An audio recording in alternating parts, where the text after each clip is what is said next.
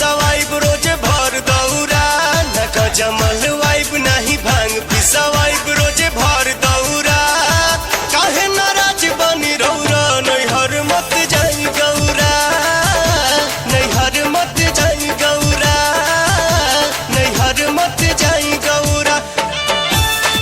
Programme को गाना अच्छा लगा हो तो लाइक सब्सक्राइब कमेंट शेयर जरूर कर देना।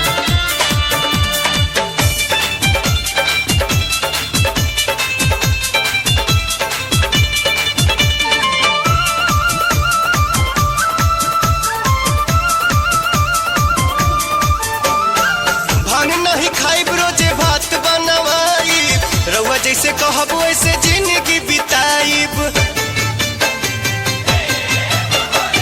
भांग नहीं खाइब रोजे भात बनवाई रउआ जैसे कहब वैसे जिंदगी बिताइब न ढेकी चलवाइब न सुपा धरवाइब न छोटाइब चौरा काहे नाराज बनी रौरा नैहर मत जाई गौरा नैहर मत जाई गौरा नैहर मत जाई गौरा।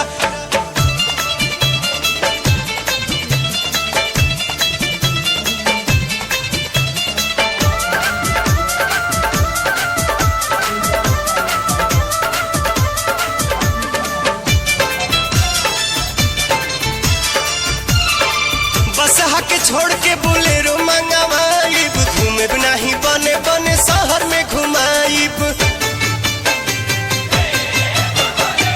बसहा के छोड़ के बोलेरो मंगवाइब घूमे नहीं बने बने शहर में घुमाइब शीश महल बनवाइब दासी लौड़ी रखवाइब न बढ़ाई पौरा काहे नाराज बनी रौरा नैहर मत जाई गौरा नैहर मत जाई गौरा नैहर मत जाई गौरा।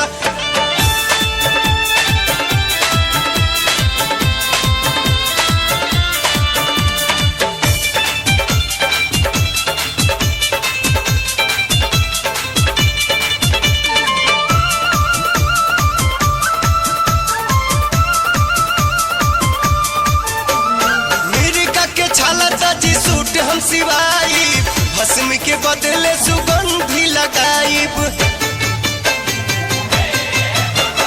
मिर्गा के छालता जी सूट हम सिवाई भस्म के बदले सुगंधी लगाइब नहीं नग लपटाइब नहीं डमरू बजाइब रही यही ठौरा काहे नाराज बनी रौरा नैहर मत जाई गौरा नैहर मत जाई गौरा नैहर मत जाई गौरा।